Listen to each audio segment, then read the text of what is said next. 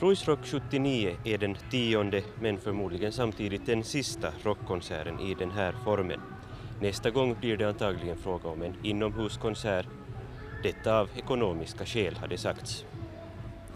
Ruisrock inleddes idag vid 10-tiden av TT Oksala och efter det uppträdde Pelle Miljoona och hans band 1980. Det är fråga om en av de främsta företrädarna för den så kallade nya vågen.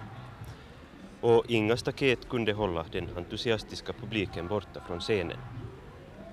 Efter de två inhemska uppträdandena följde sedan de engelska orkestrarna Bram Tchaikovsky och Steel Pulse med sin reggae-musik och The Clash med så kallad revoltrock. Den här gruppen ersatte Johnny Winter som lämnade återbud i sista stund. Och Ruisrock 1979 avslutas av Graham Parker.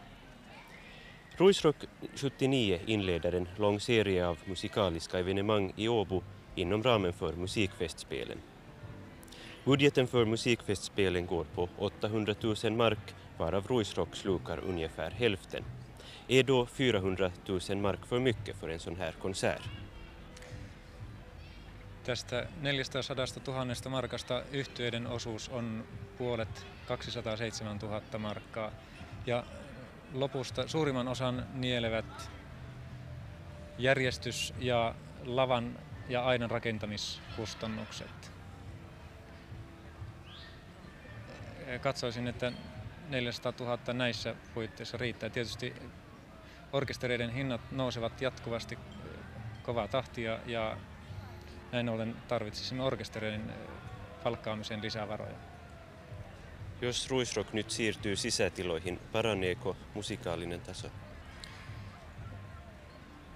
Olemme lähteneet siitä liikkeelle, että jos mennään sisätiloihin, musiikin taso nostetaan nykyisestäkin, mikä tällä kertaa tässä Ruisrockissa on jo aika korkea.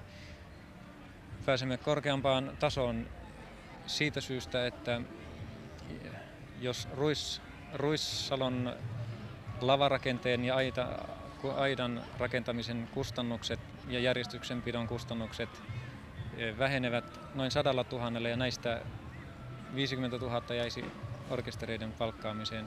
Tämän lisäksi on orkestereita, jotka eivät soita ulkotiloissa, muun muassa Jethro Tull. Ja pyrkimyksenä olisi tämänlaatuisten yhtyeiden saaminen.